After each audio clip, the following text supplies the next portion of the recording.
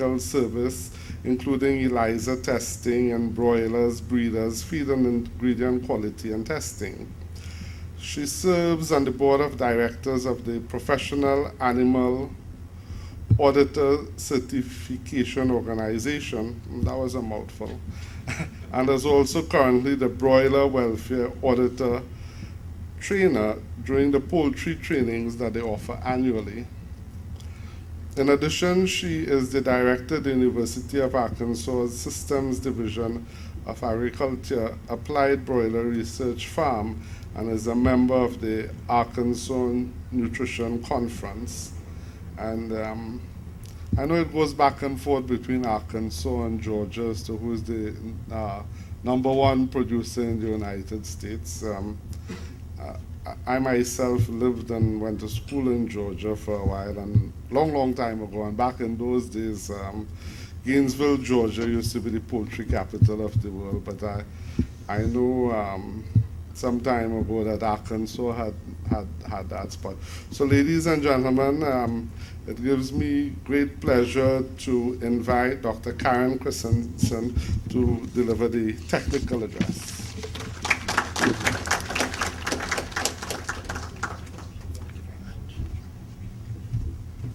Thank you very much.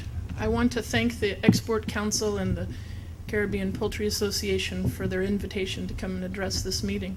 I appreciate it very much and have looked forward to spending some time here in your beautiful country. While I was by the way, Arkansas is #2 right now in poultry production, but we're the best.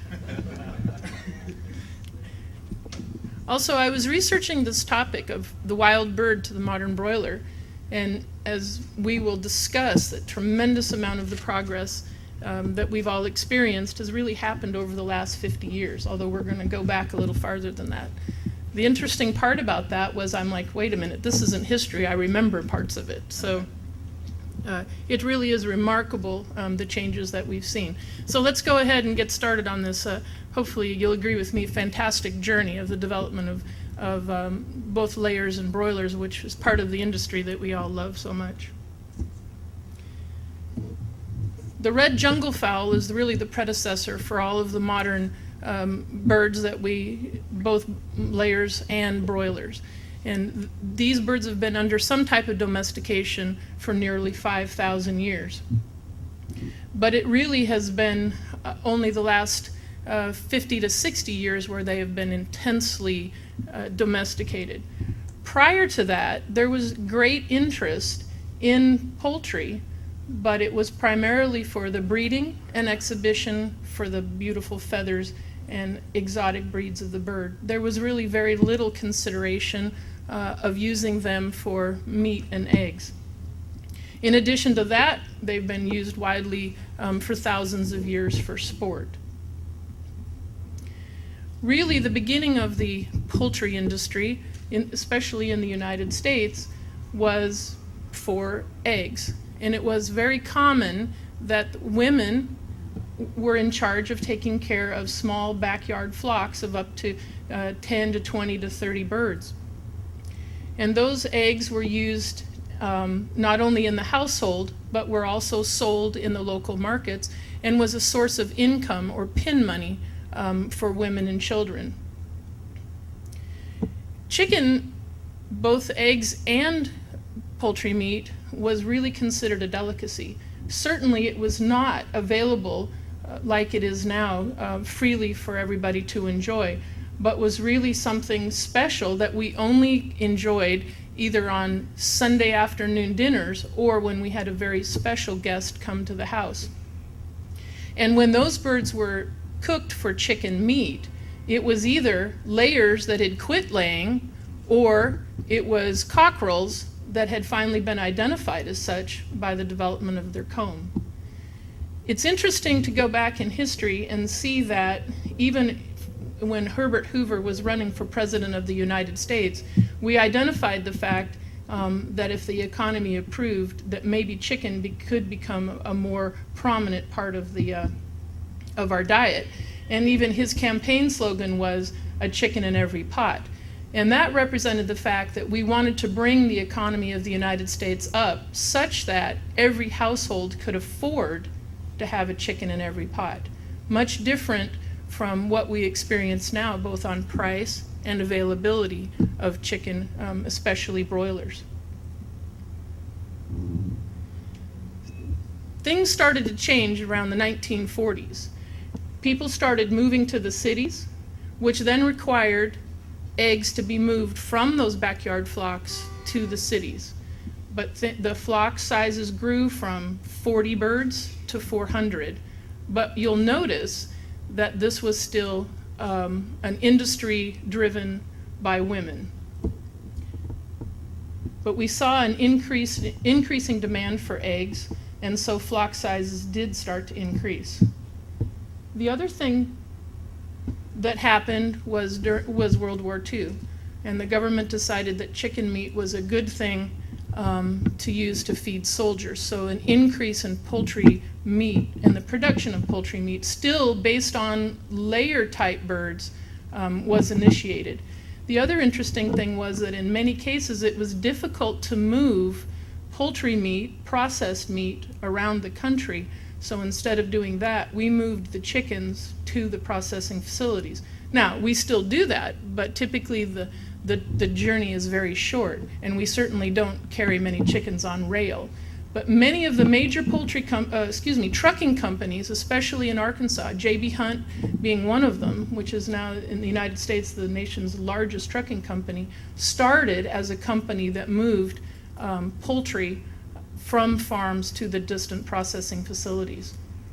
Tyson Farms initially started as a trucking firm that saw an opportunity to move chickens to the processing plant. Little did they know at that time that they would become the nation's, if not the world's, largest poultry producer. And again, the emphasis of feeding soldiers and providing chicken meat and eggs also accelerated the interest in poultry. But still at this point, we didn't have a really defined and functional industry. As the demand for poultry and eggs continued, we decided that we needed to move the birds from small backyard flocks into buildings for several reasons. One is the mortality rate on backyard flocks was extremely high. It wasn't unusual to have mortality rates of 40%. Well, as all of you know, it's very difficult to supply any type of a market when you have high mortality rates like that. So there was issues with predators and also with poultry diseases and birds being out in the yards and in large outdoor flocks. So we moved them indoors, and we saw tremendous things start to happen. Mortality rates fell from 40% to 18%. So obviously not good, but still a huge improvement from what was happening. As the urbanization continued, we needed to become more efficient. Now, moving them indoors, they were still on the floor, so we still experienced problems with still mortality, contact with fecal material, and also with layers. As we all know, they have a very strict social order. And so it was difficult to feed all of the birds in those open facilities equally because somebody was getting more and somebody was getting less. So the idea became to move those birds into individual cages so that we could solve additional problems with husbandry. So by moving the birds into cages now, we could eliminate the social order. We could feed birds individually and get better uniformity and better performance and better production. But you'll notice that it was still very much a woman's world in terms of raising these birds. Interesting, you'll see that she's pouring the feed into that trough. There was still a lot of milk and whey-based products being used because we knew they did better there, and as we know now, that was to supply vitamin D to the birds. As the industry continued to grow, the idea of intensive farming increased. And by moving the birds into cages, we now saw decreases in mortality levels from the high of 40% to levels of near 5%, which is extraordinary. two other things happened that really improved performance. One was the identification of vitamin D, which helped not only with production, egg shell quality, and bone strength, but also we identified the fact that if we controlled the lighting, that we could not only improve performance, but we could now make the laying and meat business one that was supplied year-round rather than just a seasonal business only available during the spring and summer due to the effect of light on performance of the chickens. Cage designs continued to improve and the efficiency of the birds increased. In addition to that, we saw the first technical advances in this area where we now added collection belts, and so efficiencies improved and people were able to produce more eggs with less labor. Another thing that was happening is that there was a real interest in solving poultry disease problems. And as we all are dependent on and appreciate the tools that we have to prevent diseases in poultry, it was very difficult before those things were available to us. So with everything that we had to use to improve health, but coccidiosis, other gut issues, and mites were still a significant health problem for birds. In about 1950, there was a radical change in the thinking of how poultry was selected and bred. And you can see there's been a shift now in these pictures from one strictly of women's work, where men were now becoming interested in poultry. So traditionally, they had been involved in breeding and selecting cattle and other types of livestock, but now they were moving into the production of poultry. So two things started to happen. Birds started to be selected specifically for improved performance, and some new and radical types of selection processes were identified that really set the stage for all of the selection and the advances that we've seen in poultry production over the last 50 years. Interestingly enough, Art Heisdorf, who some of you may remember started H&N International, became interested in a corn breeding practice that instead of using single bird selection, introduced recurrent reciprocal selection, which is a very complicated selection process, but in a nutshell, what it does is allows us to use multiple populations to gain the benefit of heterosis as well as selection, but the selection were made on the progeny. So that way we could make crosses, identify progeny that were very successful, and then go back and maintain those lines that had worked so well for us. So this was a revolutionary new type of selection method that made terrific advances. When single selection was being used, we started to lose steam in terms of our ability to increase performance. The first eggs that I bought, let me go back up. I mentioned to somebody this morning that I truly have been in the chicken business most of my life. When I was in the 5th grade, I built an incubator out of 2 cardboard boxes for a science project in my class, and I was donated 2 dozen fertile eggs from Mr. Art Heisdorf, and those eggs developed some embryos, but nothing hatched. So my teacher made some technical advances to our cardboard incubator by cutting the cord off of his electric blanket so we could better control the temperature. And we hatched 2 leghorns from that cross. So I had one of those pretty early birds. When my garage at my house was full of chickens, my parents moved to the country so that I could have more chickens, and I've been in the business ever since. So basically what we saw with this new type of selection, which was so exciting, not only for poultry, but also for grains and corn and other types of materials that we wanted to improve, we went from a single selection where we crossed just individuals that we identified to a very complex method, again, of adding hybrid vigor to the crosses, selecting based on progeny, and this was really the beginning of the explosion of performance in both layers and broiler chickens. So let's look to see where we've come with egg production. In the 1920s, we lost some numbers there. In the 1920s, we had about 150 eggs were produced per bird. In 1940, there was about 200 to 250, and currently we're seeing production numbers close to or even exceeding 300 birds per hen. All while we're seeing tremendous improvements in mortality and performance.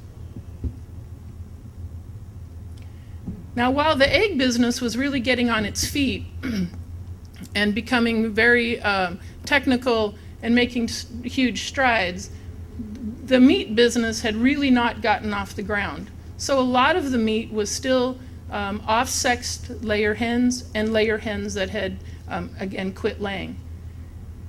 The Atlantic and Pacific Tea Company, which is in the United States known as the A&P Grocery Store, was the world's largest producer and provider, retailer of poultry meat in the United States. They decided to team with the USDA and develop a bird that was specifically for meat production. They saw an opportunity to increase poultry production. They sponsored the contest of Chicken of Tomorrow to identify breeders and individuals that could develop a new line of birds that was strictly for meat production. So during 1948 and 49, there were state and regional contests held to identify winners of the contest that could bring to market birds that had more meat, more flesh on the legs and breast, good feed conversion, and better livability. They produced a wax model of the type of breast construction that they were looking for and asked all the contestants to please try to develop a breed of birds that would produce a chicken that looked like that. Those state and regional winners competed in a competition in 1950 where they sent 2 cases of their best hatching eggs to Maryland. The chicks were hatched and transported to Delaware, where they were raised together in identical conditions so that the winners and the best of those could be identified. So you can see here they're looking at evaluating the carcasses of the best. And again, they were evaluated on feed conversion, livability, and meatiness of the legs and breast. You may have heard of some of the winners of the Chicken of Tomorrow contest. Van Tress Hatchery was the winner for the crossbred Cornish and New Hamp division, and Henry Saglio was the winner for the pure line with his white Plymouth Rock bird. Interestingly enough, those 2 crosses, or those 2 categories, the genetics from them were combined to what we know now to be arbor acres. So that was the beginning of arbor acre. Other participants in the contest, which I'm sure you heard of, included Hubbard, Peterson, and Cobb. So this is really the time during 1950 when all of the major genetic producers that we all are familiar with now got their start. So how did we get to where we are now from then? So if we look at the production in 1950, you can see that the average bird was 3 pounds or 1.4 kilos. When we look at now, body weights of closer to 6 pounds. The thing that's important, though, is that 6-pound mark is not something that's the top of what we can do. That's simply the top of what the market has asked for. Certainly in the United States, we're seeing broilers being raised to average weights well in excess of 10 pounds. Feed conversion is almost as remarkable when we see that in 1950, feed conversion numbers of a 3.0, which would be totally impossible to deal with when looking at feed costs that we've all experienced over the last few years. Whereas currently, we're seeing feed conversions on that market bird of 191 and better. If we adjusted that bird weight from 1950 to the modern day feed conversion, we would see numbers approaching a 145 or better. So there has been tremendous improvement in efficiency as well as growth rate. And probably the most remarkable statistic is the speed at which these birds attain those weights and efficiencies. So when we look at those birds in 1950, to make that market weight of 3 pounds, we were looking at 70 days. Now we're making that weight of nearly 6 pounds in 23 days less. So how were these changes in performance? What's really accounted for the changes in performance? We were very fortunate that some of the people involved in the early genetics decided to maintain and save some of those 1950 birds in an